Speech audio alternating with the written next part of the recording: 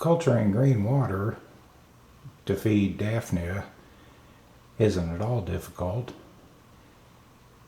You just have to acquire a culture of unicellular algae such as Chlorella vulgaris and keep it aerated with sufficient light and provide nutrition. The issue I've had is overfeeding it. Even after I added air lines to my Daphnia culture, some of them crashed because there's simply too much algae in the water, and I believe that the Daphnia suffocate.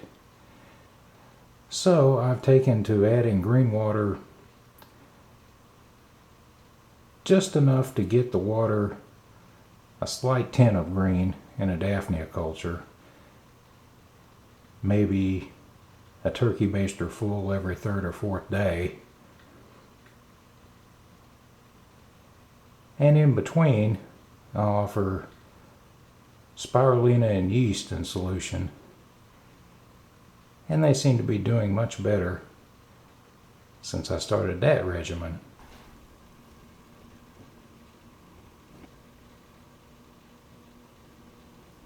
To fertilize the green water, I use Osmocote root tabs. And I found that if you simply add them to the water, they don't really dissolve. It's necessary to crush them. So I use a mortar and pestle. It's also necessary to add a tiny bit of sodium chloride, without iodine of course. And since I hatch brine shrimp nauplii daily, I have plenty of brine.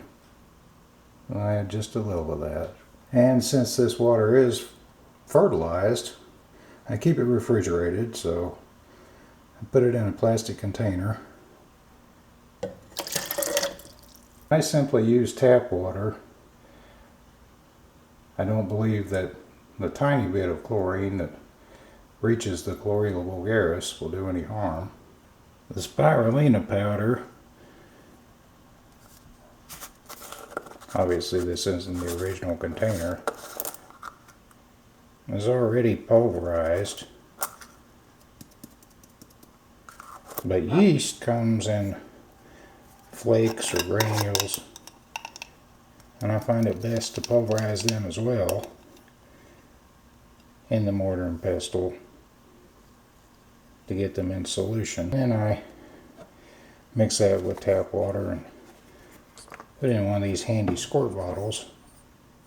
Add just a few drops each culture of Daphnia on days that I'm not adding green water.